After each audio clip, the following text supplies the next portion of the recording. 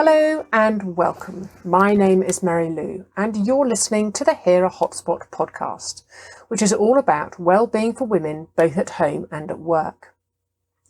I'm once again sitting with Angel Channeller June Barclay in her healing hut, chatting about her life and thoughts. We cover a huge array of topics this week, starting with a recent visit from Anubis during meditation, and we also discuss the difference between ascended masters and archangels. June shares how she was called the divine angel of God during a recent reading, and we also talk about our different stages of life and womanhood and the impact this has on our own light and cups of wisdom. I find all my conversations with June fascinating, and I really hope that you enjoy them too.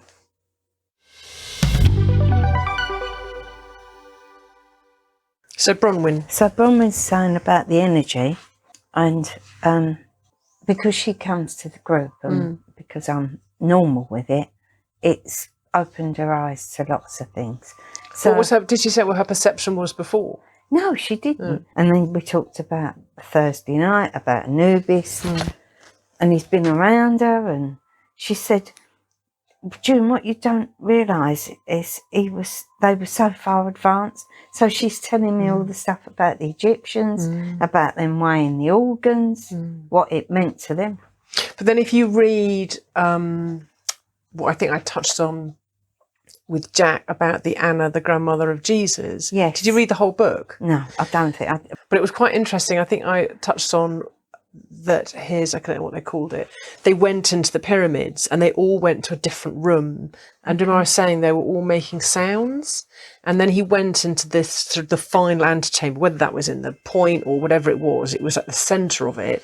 And Mary Magdalene went into another bit, and they could hear, and these other people are in chambers, the pyramids are huge, yards away. And all that accumulation of that noise was coming in. And he had, I think it was his ultimate ascension, light body thing to practice for the resurrection. But that was all, it sounded technical. Yeah. Like they knew what they were doing, and it was all formed from space and light and sound. And we touched on, because she's saying, well, they weren't just burial chambers. And I said, I do actually know that, because I went to Chichen Itza, Mexico. Right. To where the Mayans were. And there's a pyramid there. Different design, but a pyramid. And the guy was a Mayan that talked to us. And he said that, and I could see it.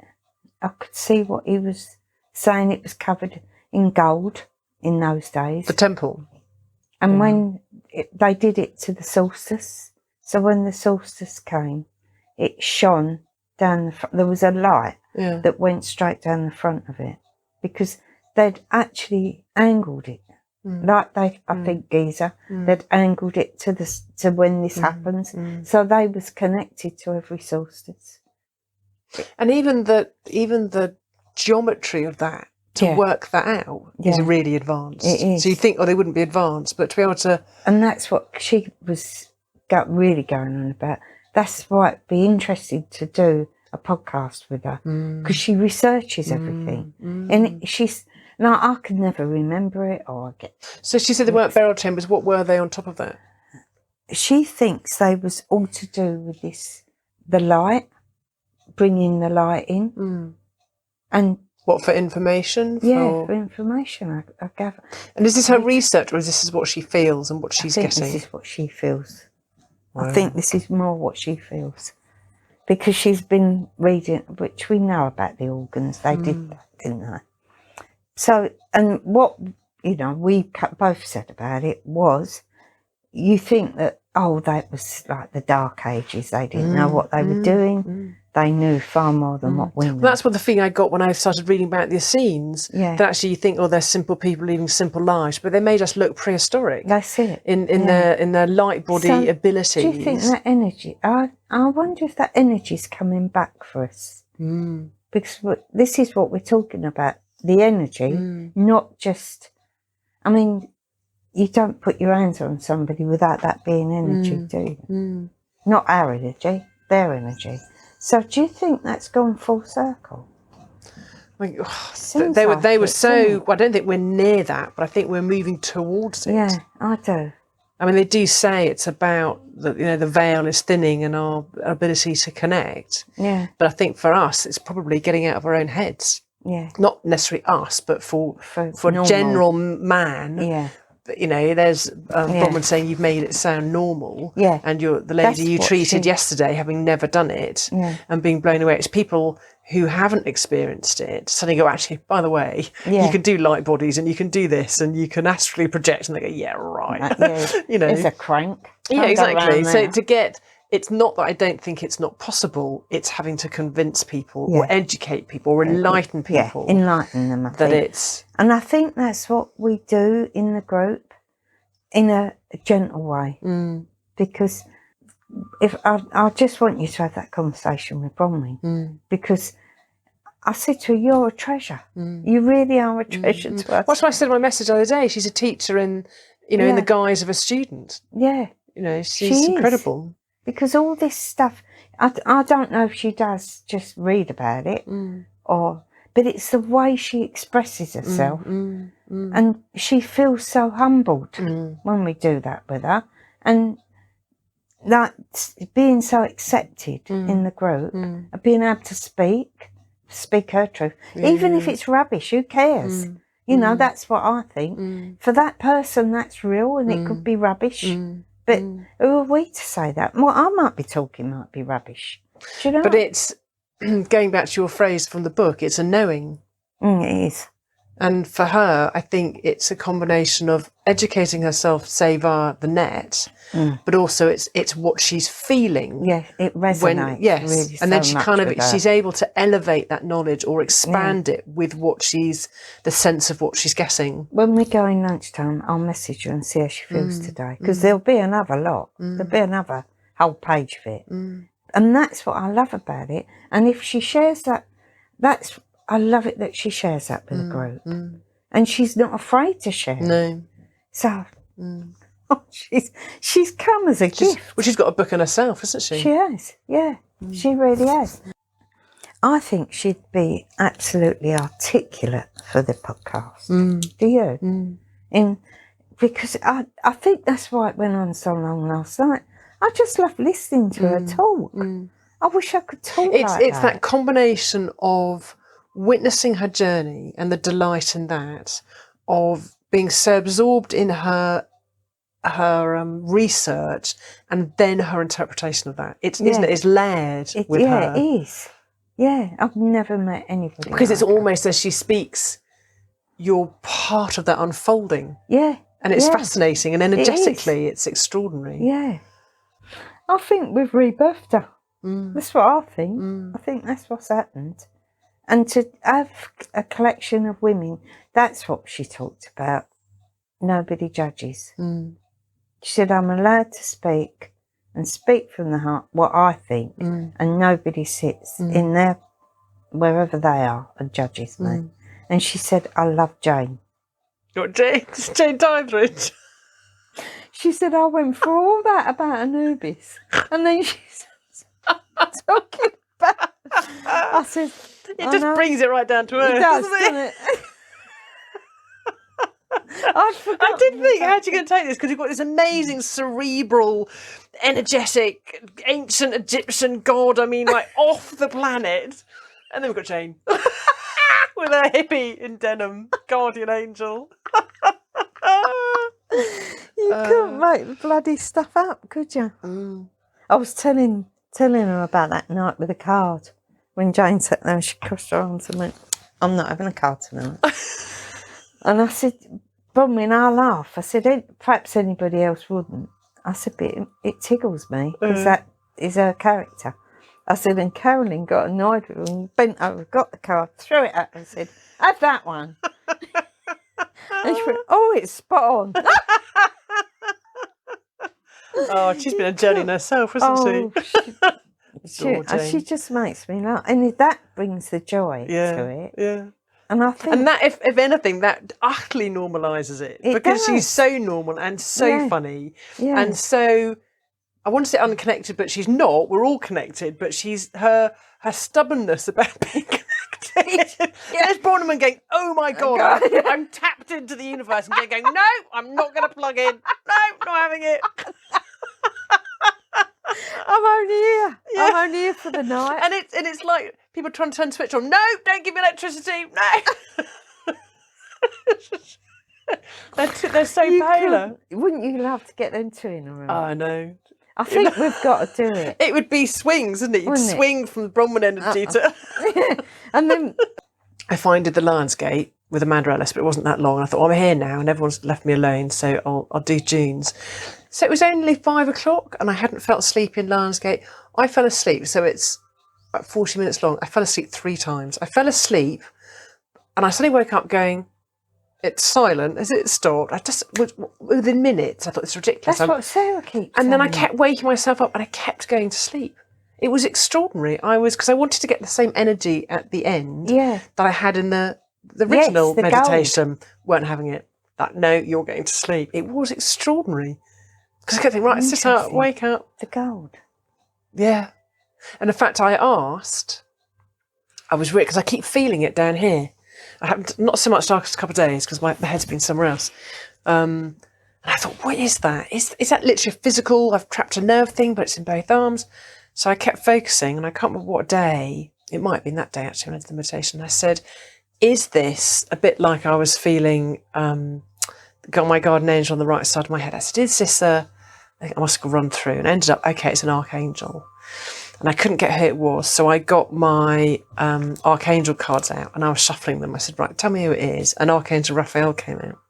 Okay. So I checked going, is that? Because it's all part of holding the space. Yeah. So I don't know, by all means check, because I'd be interested to know what you get, because I've possibly got it wrong. I asked who's in here today. We've got the full works. Only Stu, not. Yeah. But of course, is Stu, this is, you watch, this tickles me. Is Stuart going to be here later? He's going to make an appearance. Yeah, with Katie. Are you coming with Katie? I mean, you can't make it up, can you? Okay. Mary Lou's arms and back of her head. No, that was different. That was last week. That was Ritziel, but it was just this front of my arms and my biceps. Feeling down the arm. Do you understand what I'm asking? Oh, yeah, we understand. Is that Raphael?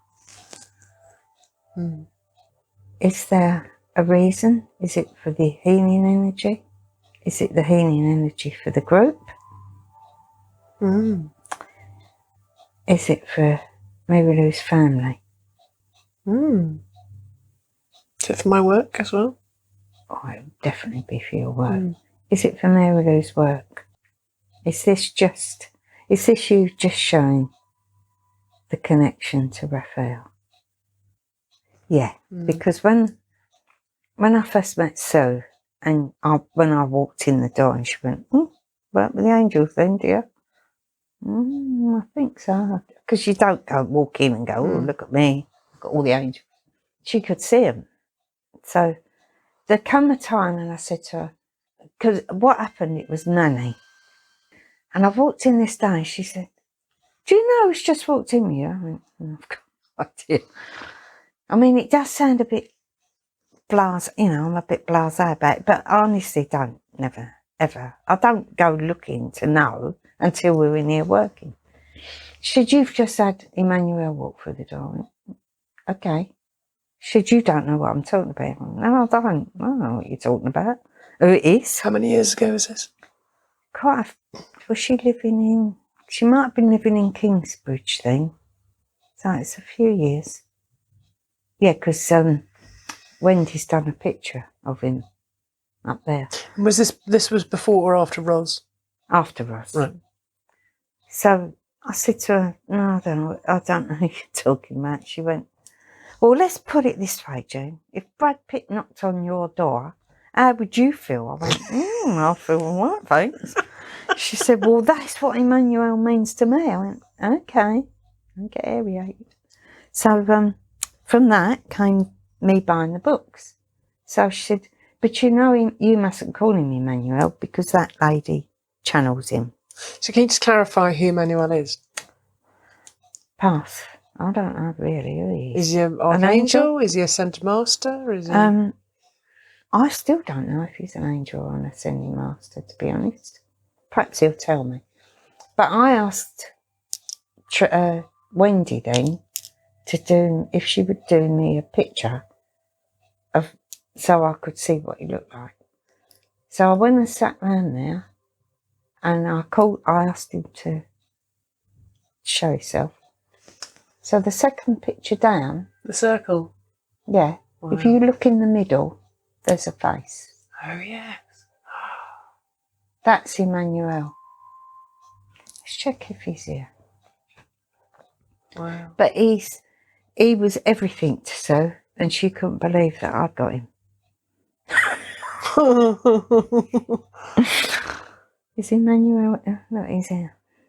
But I have to call him Manny. Morning, Manny. Because when I write to the angels, when I do my writing, I go, morning, angels, and Manny. I don't think of him as an angel, but maybe he is. Because I don't know what he is. Yeah. Well, that's good. So Manny, if you're here, would you like to tell me, are you an angel? Are you an archangel? So is it both yeses? Are you, or would you be an ascended master? No. No. So you're an archangel. And do you work with us in here? Yeah. So do you work in here every time we come in here? Oh, okay. So do the archangels have like a ranking? I know I was reading this the other day and I can't think what they were. You had the ones that are sort of closer to source and the ones that work with us, and I don't know if, say, Gabriel, Raphael. Is that a no or a circle? I can't see. So Manny, can you talk to us about the ranking of angels?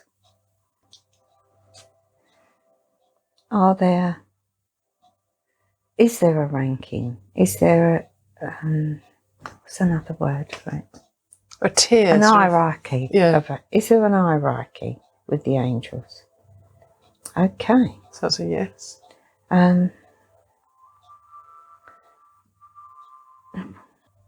So we know Raphael and Gabriel. Are they closer to God than some angels? Yeah. So Manny, are you closer to God than... Okay. I've just heard I'm a down-to-earth one. Are you a down-to-earth angel? They must have told me that. So can you tell me about Stuart then? Was it you that told Sue about Stuart? Okay. Yeah. So is Stuart an angel? No. I know what he is, Stuart. Is he an ascended master? Yes. So are ascended masters higher than the angels? Yes. Mm. And is that why Stu's not here all the time? Yes. Mm. So ascended masters have walked the earth. Yeah. And they've... Yeah. So Stu chose to come back. He didn't have to come back. No, he didn't have to. So they choose to come back to educate us, enlighten us. Yeah. Yes. That's many have they been on earth to become ascended masters, or were they always ascended masters? Does that make sense? Yeah. Were they like sort of angels then came down with their wisdom, or did they gain their wisdom from being on earth? So okay. I need to clarify the question because it came around in circles. Do you know what I'm trying to say? I know. So was Stuart... He came to earth to live his life. I know he was already an ascended master, I've been told.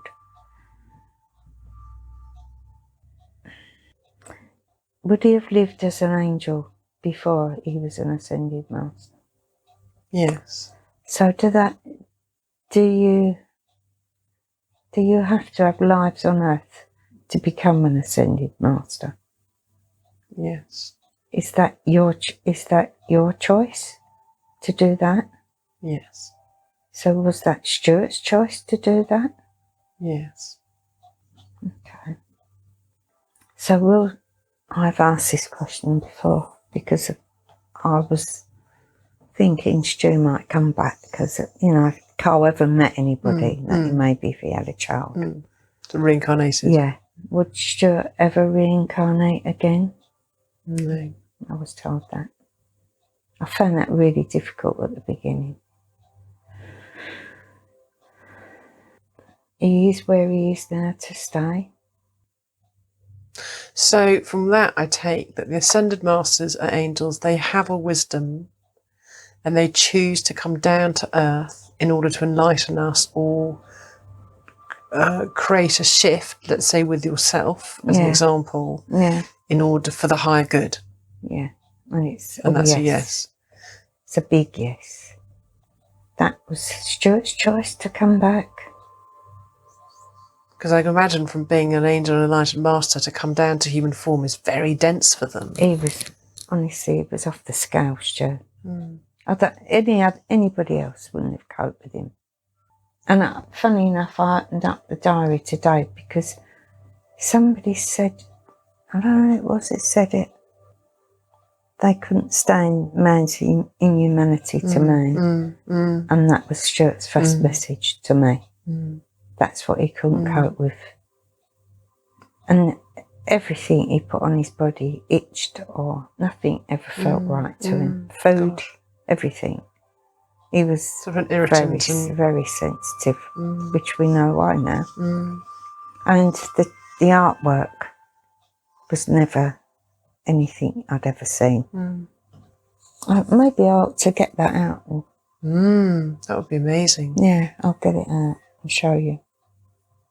Because we never stopped him. Maybe we were such the right parents because we came home from holiday once and he had muraled the whole outside of the house on the side. You got a picture of it? No, because it didn't mean anything. It was so him all the time. Before we had it painted.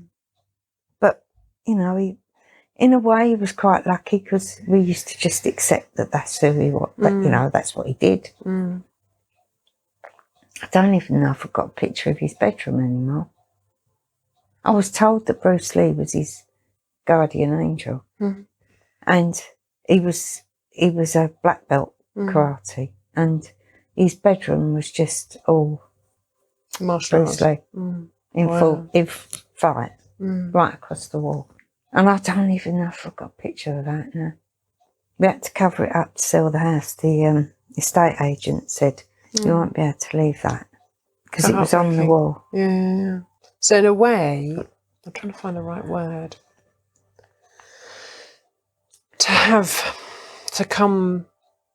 To leave home, source, which is energy and light and pure love and that. You just imagine it all sparkly, don't you? Yeah, but just so pure. Yeah.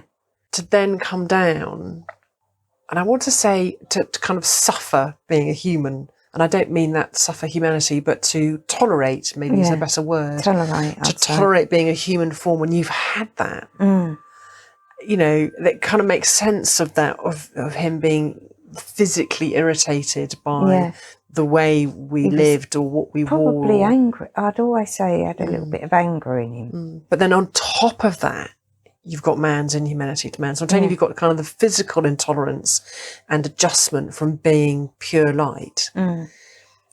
So you have, that if you're sensitive, it's just going to make you really irritable. But to then on a soul level, on an emotional level, to have to watch. I mean, it's pretty intolerable for us who haven't had that, to watch the atrocities of man. Yeah. But to tolerate it as... feel it so deeply. Yeah. He did. And I know that. I know about him. He would have felt it deeply. You know what it reminds me of? Reading this book, the Anna, the grandmother of God, she was saying that Jesus was actually really quite tricky as a child. He used to, I think he felt the energy so much. He would have like temper tantrums. Yeah, that's what Stuart had. And Really and his bad mother ones. had to teach him to control the energy of what he was feeling from the world. Really, really interesting. It took him years. About all that. I never knew. The only way Stuart controlled it was to join the karate. He could control the energy through that. That's fascinating. He couldn't. As the minute he was just an angry baby. What I thought was an angry baby. He just felt angry about everything. Sleeping, eating, everything. And it sort of makes sense now. But It really does. I wish I had my knowledge I've got now. It would have been Well, it different. sounds like you were pretty amazing as a mum anyway, without that knowledge. Yeah. Maybe we were the parents that could only probably cope with him in a way. I thought he was tricky, very tricky to work out. Okay, so we're talking about Emmanuel. Yeah. And then the ranking of archangels, and an ascended master hasn't necessarily lived on the earth plane, but chooses to come down to enlighten us, but then must feel the grating nature of being human on a physical level. I mean, who would choose to do that? But then, in your circumstance, and you were saying in the last podcast about there must have been a stage where Stuart and I sat round an ethereal table and he said, this is what I'm going to do. Yeah. So he did it in order to elevate your knowing. Yeah. And that, so you've got an ascended master who's lived with source, everything I've said, and that purity, and then the grating nature of being human, and the pain or the emotional pain that he suffered by man's inhumanity to man. And that's big stuff, which leads me to me that 1 and 1 equals the 2, being that your presence, your ability, your healing and teaching is so valuable that he's prepared to go through that. That's a very long-winded way, sorry. Yeah, because it was so huge what he did. It was but to elevate you, and I know that you're a humble East Ender, and I know you don't voice this yourself, but so you're that important that he would do that for you. Yeah. And that's what's come over from that, to be honest. And more so recently, when I did that Akashic thing, and that lady told me Lisa. the name. I've got a name. And that must be really hard, because your personality is so humble crying. and so down to earth. But to be called, do you mind me sharing what the name was? No, I don't. So, from what I remember, it was the Divine Angel of God. Yeah. And then you had all do you mind me sharing this? No. So in your reading, this Akashic reading, Zoom reading, you had all the angels, archangels, clapping you and honouring you as the Divine Angel of God. Yeah. Which must be weird for you to try and assimilate that knowledge, knowing you as sobbing. I do. Absolutely sobbing. And I stopped I couldn't stop for ages. I was just standing there. And what was that? What was the emotion behind the tears? You know, like the shock of being called that, or them honouring me, just because when you do what you do and you do it from a good place, let's put it that way, you don't realise that you're going to be honoured for it. That's what I think. Do you also feel, I don't want to put words in your mouth, but did you also feel the weight of the responsibility of that as well? Or was it more just the humbleness? No, I didn't. I just felt, to be honest, I probably thought she's making it up. But I know she wasn't, because she started clapping. Look, because she sits sideways, doesn't she? And she had turned her chair around to look at me. And she said, I'm clapping because everybody is standing up, bowing and clapping. So that... I feel all emotional. I feel it now. But maybe it's because I've done the job that I'm meant to come in and do. I think, you know, it was a tall order taking on the other kids. But I was young and I didn't put anything with it, to be honest. But all of this is a journey. Yeah, it's a journey. And it's got you to where you need to be now. And I was thinking this morning when I try and meditate before I come, so I've got the right energy, because sometimes I know I don't. And for some reason so I do yoga before, as you know, and I was lying down, I hadn't finished, but I started thinking about all the houses I've lived in, and I went backwards and I was walking through, and I love my houses, all of them. And I remember, even my childhood home, I can walk from room to room exactly where things are, I think because I'm a very visual person. And I'm being taken through all the houses I've lived in, and not necessarily connecting with who I was at the time, which was weird. It was very much a materialistic thing, going back and back and back to when I was first married, to my first marriage, and then I did a U-turn and then went to where I am now, then as a person, who I was, and learned. And it was that when you were young, you have this clean little notebook. You know, you think you're 18, you think you know it all, and especially in relation to my own children. And then it's like a sort of a filofax or a scrapbook that just gets stuffed with the tickets, the photographs, the experiences of life. So you end up, at my age, I don't want to talk for you, with a book that's got a cracked spine and messy and is full of amazing experiences, more often than not crappy experiences, life experiences. My hand's going all funny.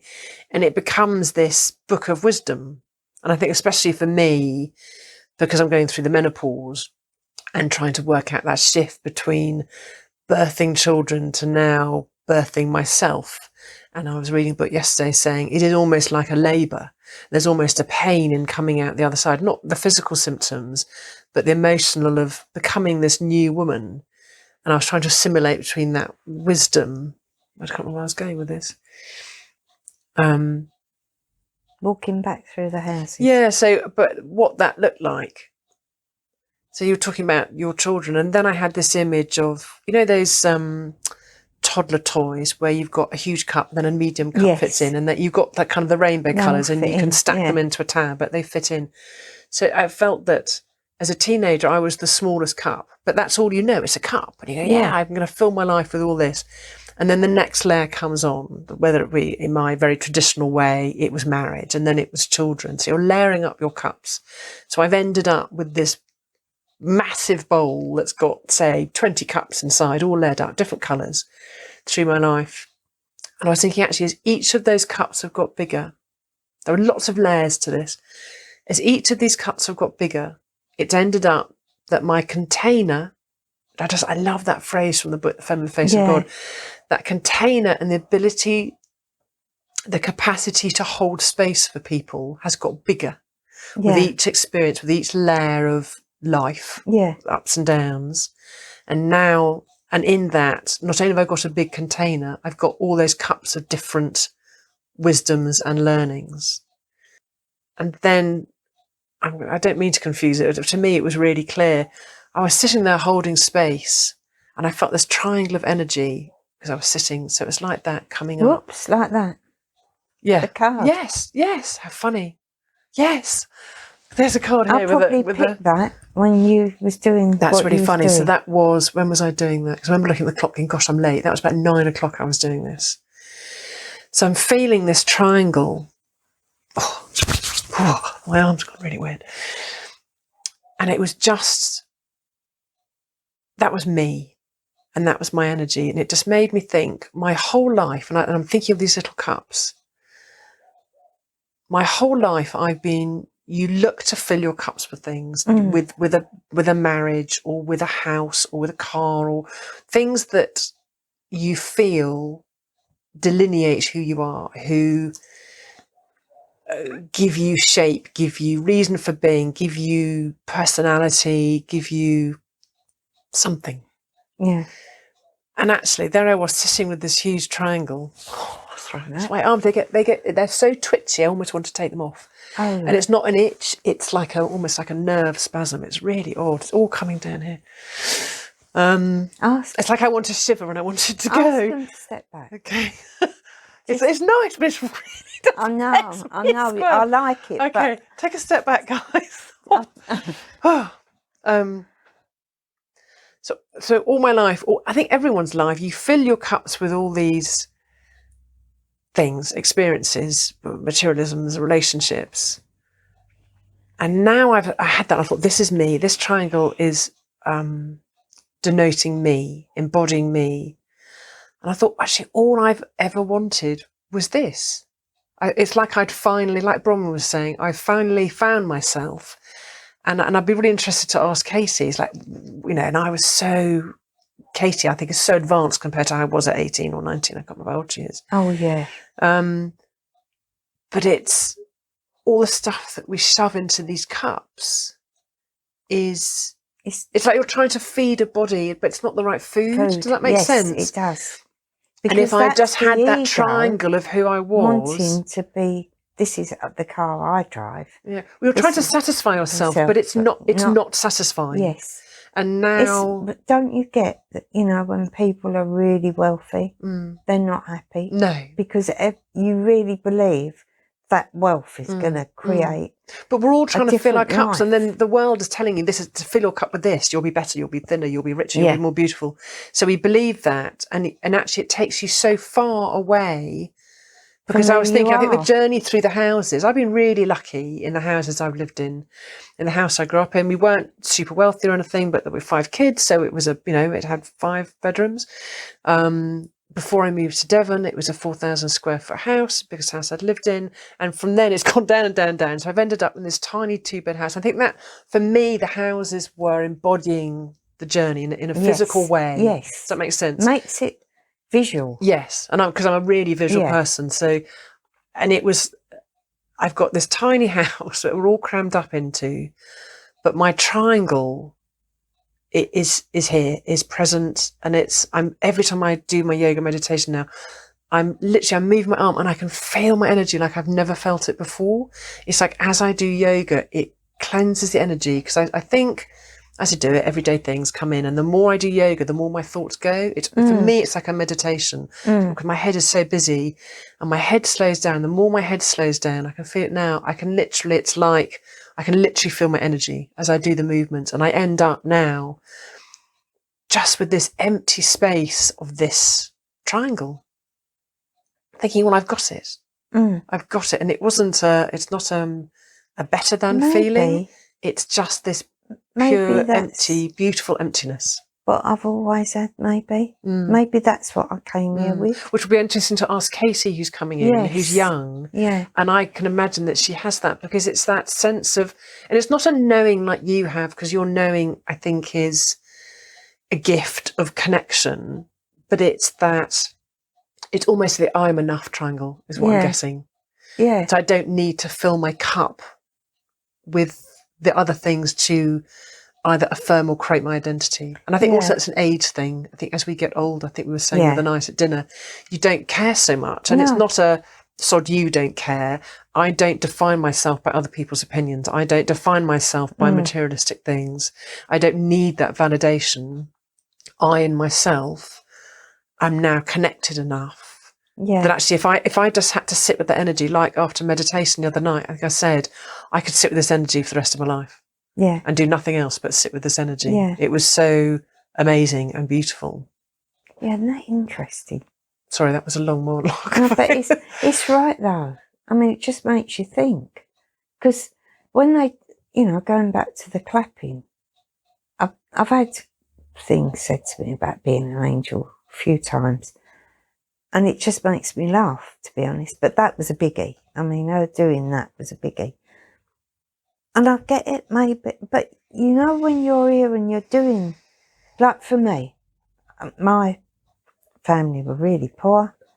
I used to go and stay with my cousin for a bit of a holiday, but it was her demanding that took me there. It weren't my stuff. I didn't want to particularly go.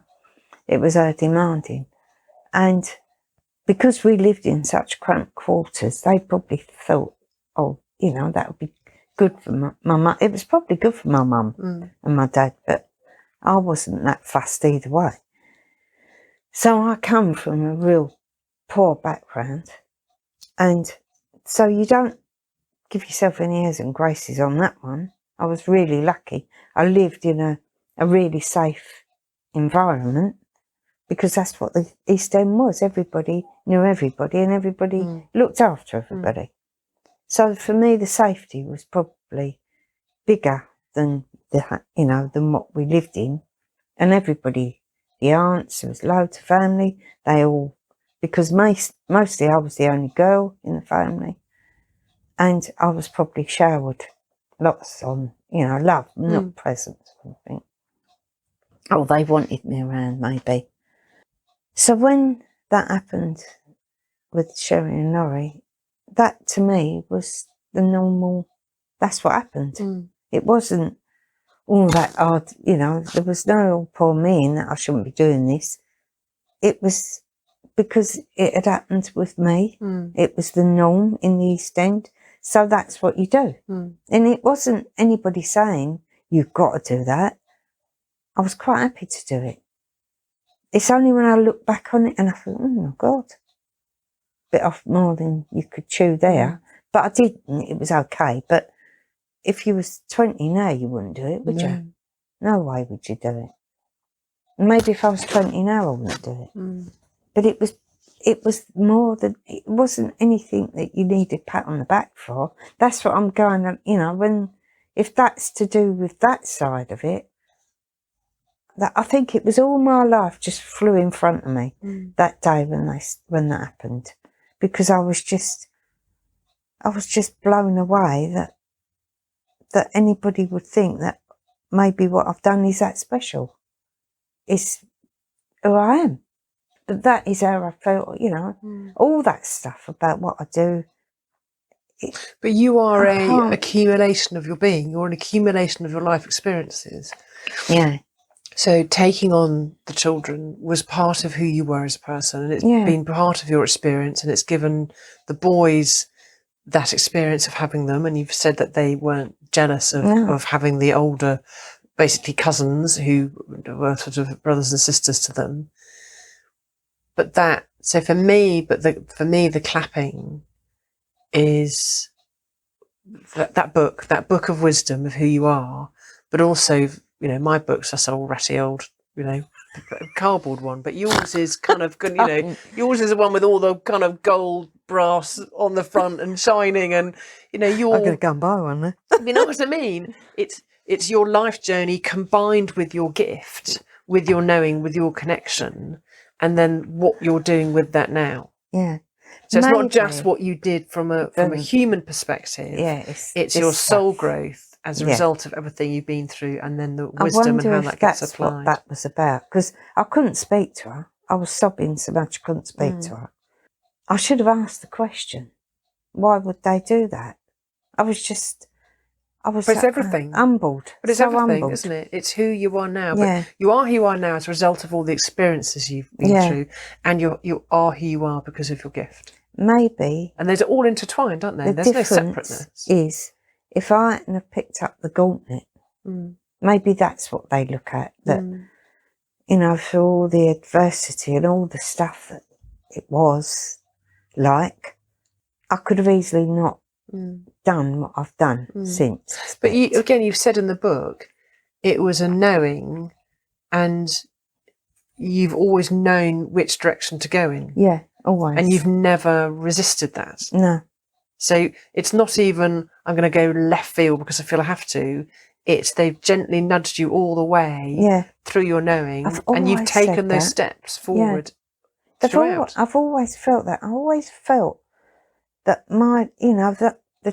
the thing about the keys indoors, I've told you about that, haven't I? We tried to move to Essex. Yes. And they weren't having it. And that day, there was not one key that opened any door. And at the end of the day, like a whole day of that, I said, looks like I can't do this thing. I'm not allowed to move back here. In my heart, somewhere in my heart, I wanted to go back. I wanted to be with a family. And that's how I feel my life has been. As much as I've gone along with it, Well, you've There's gently been but you've been nudged, but you've gone with that nudge. Yeah, there's been no. I mean, what would have happened if I'd have just said, right, I'm going to have that house, whether I've walked in it or not. I'm going to just buy it because I like it. I mean, what would have? But you know, like you're shown so positively. And the only house we walked in that day, and it was the last one, was that house that had the Pentagon on the floor. And you think, my God, I live here. Even Charlie went, what? Let's get out of here. You know, you think, what's all that about? The only house we was allowed in. So, you know, you could really balk against that and go, well, you ain't telling me where I'm going to live. Do you know what I mean? But you knew better by then, didn't you? Yeah. Was I doing this stuff? I won't do it. I weren't working like this though then, I don't think. Must have been when the kids were little. Lois' kids. It was bloody bizarre, isn't it? And I've always felt like it was, like there's been people each side of me walking me along, like, this is where you're going there, and you're going to do that, and you're going to look at that. But I don't know if everybody else gets that. Is that just me? Well, I know that... or am I just aware of one it? of the people that we've interviewed has that. And says when she goes against that life goes wrong. Yeah. If she doesn't listen, and that it is nudging her. I'm trying to relate it to me, and I can't, you know, apart from getting divorced, but it's that humanness, the ego, that loud voice gets in the way. And I think you had a kind of a purity of sense of knowing, of listening, that you adhered to. And you made space for that. And it's like that, taking it back to that triangle. Now it's so funny because when I get it, it's such a sense of space, but it's the rest of life. You, as I was saying with the cups, you fill it with stuff. Whether you don't know that emptiness is there, it's not even emptiness, it's space. They're so different. And it's space. I'm trying to think what the word I came up with this morning. That space to be, just that presence, that there I am.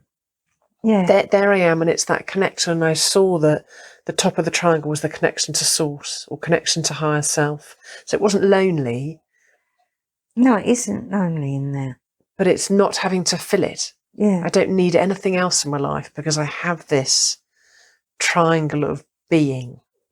Of gold being. And having looked at that card, which I'll take a photograph of, it's amazing. Before that, when I was lying on my back, I could see all this yellow above me, and it was almost like a phoenix rising. And then I've just, you've got all the wings on either side of that. So that is pretty much what I saw this morning. I didn't see the colour in the triangle, but the yellow and the wings, and that's what I saw this morning. So they were giving you that more or less the same time. That's just weird, isn't it? That's never happened before, is it? No.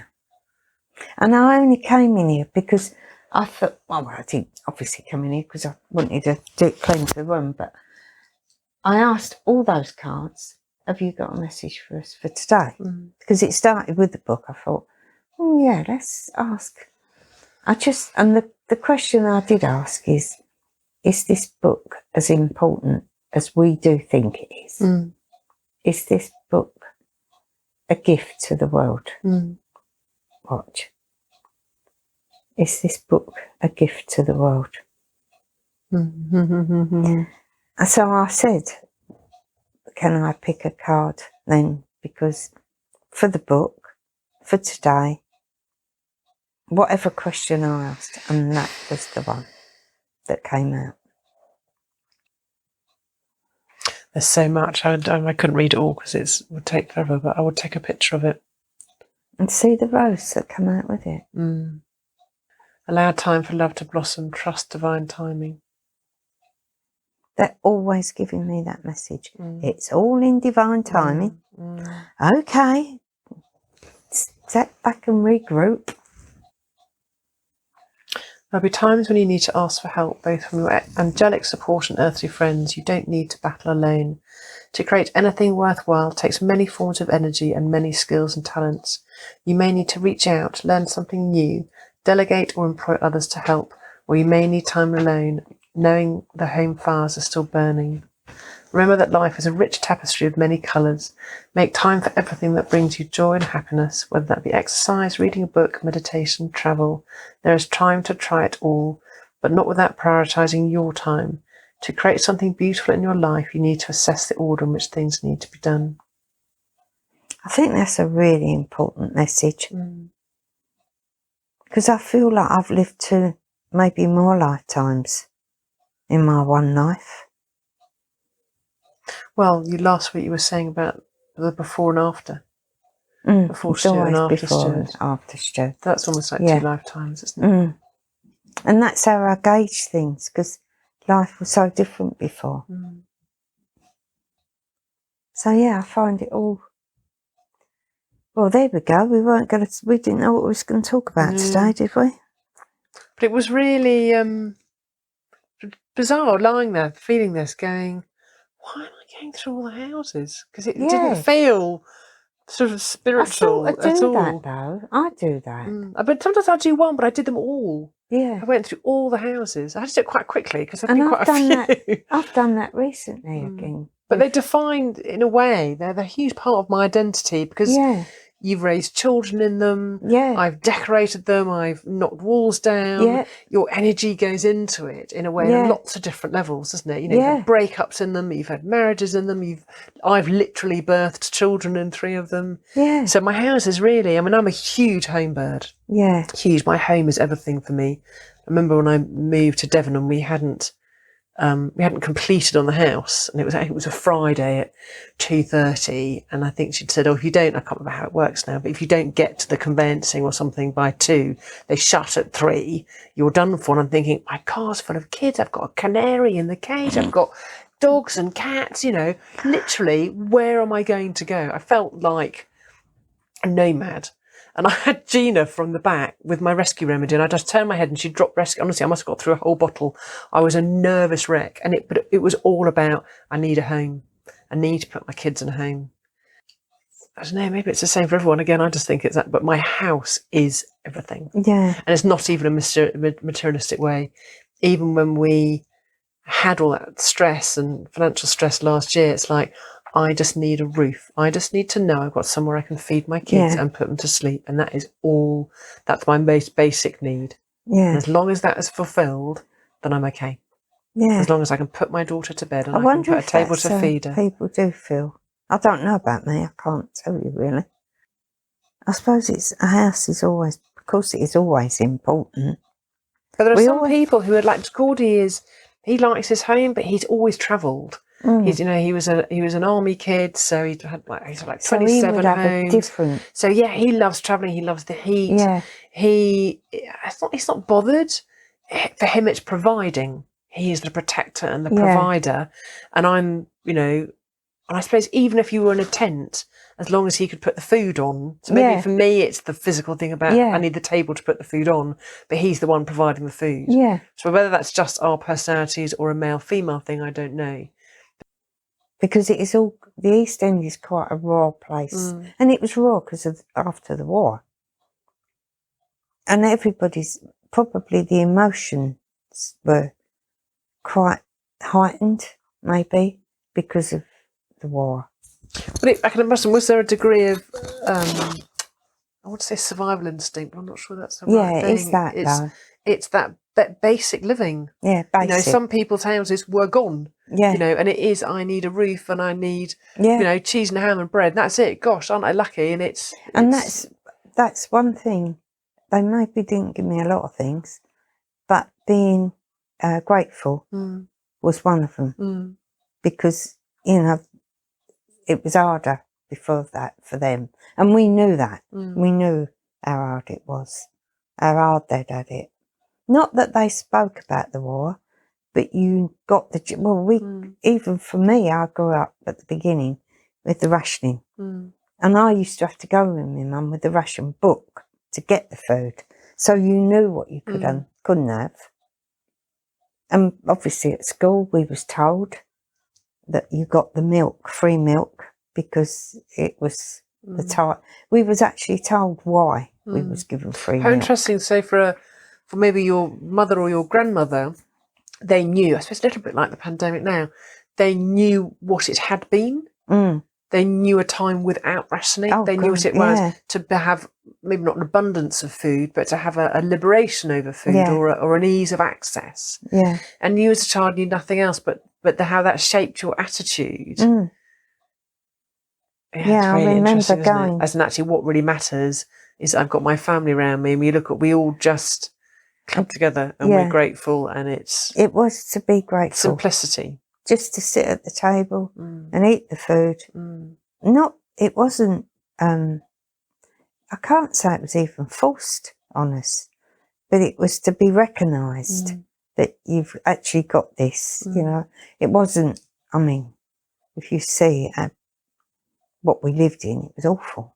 But maybe they thought, well, this is ours. We've got something and it's not bombed. I don't, because they were bombed. The bomb dropped really close and all the windows did smash. And because Dave is 3 years older than me, so he was born in the war and he was in his cot with all the glass on it. So, if you know, you have that happen to you, brings you proper down to earth, doesn't it? And because the wall had been bowed, we still lived in the house. They took the wall down on that side and we still lived in it. They just put sheets up and that was still our kitchen. And nobody took any notice. You think about it. Well, say compared to most, you had a home. Yeah. Well, that was the way they made you feel. You know, it wasn't shoved down your throat. It was just, you know, in a kind of way that this is what you've got, and you've got your family. You know, there wasn't anywhere I couldn't be without seeing family, if you like. I mean, in a less extreme way, I do remember my parents saying when they got their first flat and stuff, it was you didn't have a table, you didn't have chairs, and you waited to the first wage, and you bought 2 chairs. Yeah, and it wasn't you didn't just fill your house on stuff you got on HP or on a credit card or anything like that. You had to wait. We had a bed and we had a fridge. My mum and dad bought us a fridge. Charlie's mum and dad bought us the bed, and we had. We went to the gas board, and they was doing a deal on these gas cookers, and it was sort of like a built-in kitchen. It was a unit, but like a built-in kitchen thing that went on the wall, and we invested in that. So we had that. We had, I think my mum and dad gave us an old settee, so we had a settee in the end. The man next door used to call me Cinderella. And I don't know if we had that to start with. I don't think we did. I think we had 2 deck chairs in the back bit where the kitchen was. That's where we were. And how big was the house? 3 bedrooms. So how long did it take you to acquire, say, a dining room Charlie table? Charlie was in demolition then. So I was pregnant with Darren, so it was 3 years after we bought it. I was married 3 years before I'd done, so it's 2 years. And they decided to take the walls down. So there was no room. I don't think we had any furniture at that stage. Maybe just the chairs, the cooker, the fridge, and the bed. Arthur next door did Darren's bedroom up for us. He decorated that room.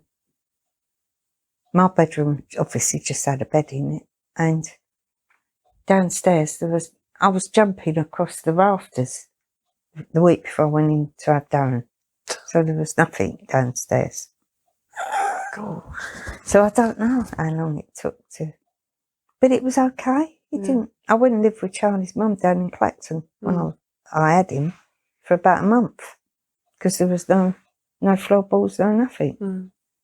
So then obviously we must have started to build up what we've got for the house, and I didn't work. there was no childcare places in them days. No. And there was, even the time I had Carl, I think there was just where you can go in the morning to take your kids, like for them all to play. There just was one, and I knew the lady that ran it, so she said, "Oh, if you want to go home for a couple of hours, I'll have Carl." And what year was this? So that was 74, maybe 75. Because I've got a couple of friends who, or one friend, I've heard the story from others, that she's my age, and her mum, she's adopted, and her mum had and wanted to keep her, but her parents wouldn't support her, and she said there was no childcare. If you couldn't stay with your parents, there wasn't childcare at work, because you also had to have work, and there was nowhere to take your child. No, there wasn't. So and then I think her brother agreed. I think they couldn't have children, or hadn't until that date had children, and they were going to take her on, and they didn't for some reason, and so she had to adopt her because the circumstances were such she couldn't keep her because she had nowhere to go. She couldn't afford to move out of home, and then didn't have the money to raise the child, so she had to stay at home, and the parents wouldn't have it. So she obviously learned on it. I mean, heartbreaking. Terrible. Imagine as a mother to know, and then so there I am saying, all I need is a home. The basic to feed my family, and that's what she couldn't get. She couldn't get a roof over her head and put food on the table for her child, so she had to give her child away, which absolutely breaks my heart. So, but then obviously, the later years, and thank God things changed. Yeah, I think how many mothers must have had to do that? It was how would you work? And unless my family never lived round me then. The only way it survived in the East End was because we had so many family, and I could go to them if my mum worked. But it's not like that now, is it? No, it's not. People don't live near families. No. That community has gone. And I'd moved away, so I didn't have a family around me. And I think that's the biggest, life changer in society. Yeah. That families don't live nearby. And for me, it almost reminds me of being like a Cherokee, or living in a tribal community. Yeah. And I remember when I was had my first birth, and I was reading that the Indians, the women would come for 2 weeks, and they would sit with you for 2 weeks before and prepare. And it was very much a community, female community thing to have a baby. How lovely that would really been. Lovely. Which is why I got my doula, and I got my mum, rather foolishly, because she wasn't. I wanted to create that environment of being together, because we don't live. It's unusual to live near family or to rely on that community. Yeah. To have each other's backs in every way. True. So I need to go, can you have my child? And I think that made such an impression on me, how hard it was. That's why I was like I was with Laurie. Because my mum wasn't able to give that sort of emotional support anyway. And I just thought, how can you not be like that? So that I think that's why I was more with Laurie with the girls, because I knew she wouldn't really have anybody. Her mum wouldn't have done it, because nobody did it for me. So why would they do it for her? And I think you're quite fragile at that stage in your life. There's a new birth coming, and we all take it on the chin. Oh yes, a woman having a baby, but there's more to it than that. So much more. Which I think only women can understand. Yeah. I'd have, I think, the doctor at the time, when I wanted the home birth, Gina was in hospital, and he pretty much intimated, had my wife had my 2 children in home, they would be dead. So, and I had to go to the Independent Association for the Independent Midwives to get a balanced viewpoint, and I was just supported by women and by their knowledge and by having that. But yes, as a patriarchal thing, not supported at all. And even when I was with Gina in hospital, and I said to the consultant, I had my birth plan, and I think he took affront at something. He said, well, what are you worried about? And I said, I'm worried I'm going to be treated like a number. That's exactly how I was treated. My viewpoint wasn't considered. It was all about convenience, about how long you labour and the average. There was no sentience to it. And I remember when I had, actually, again, Jasper, my first. I was telling a friend the story the other day. The midwife was a lady called Pam Alexander, because this friend called her son Alex in honour of him. And Jasper, who's now about 21, no, what was he? can't remember how I was, 20, was her last birth. She'd had, 25, 30-year experience. And I'm on the bed and I'm doing all this. And I said, aren't you going to check me? Aren't you going to monitor me? Aren't you going to touch me? She went, I don't need to. I can tell exactly by what you're saying, by the noises you're making, by the positions you're adopting, I know exactly what stage of labour you're in. She never touched me. That wealth of experience and that knowledge and the safety I felt as a result, that she was literally holding space for me, and I didn't worry, and it's everything I wanted it to be. It was phenomenal. It was just like this wise woman is in the room and she's got my back through that knowledge. So, to be held in a tribal environment by women, actually pre and during and post, energy-wise, how your mother changed, your energy changes as a mother, which I'm kind of, again, revisiting being in menopause, what you're kind of moving away from and shifting away from and mourning in a way, although I don't want children, and I'm okay with going through it. It's that, where's the next stage? I don't need to... You don't fit into anywhere. No, not at the moment. It's like a gateway, and it's very interesting. I've only just started reading this book, and it's just like a birthing into a new way of being. I currently refuse to kind of engage in the physical symptoms. I don't really want to know what happens. For me, it's all about an energetic. It was for me. Who am I going to be after this? What's my identity going to be? Especially with the children all leaving in September. And if you're looking to do something with your life, I'm lucky in a way because I kind of know where I want to go. Know what you're I doing. have that structure set up. But if I didn't, it would be very different.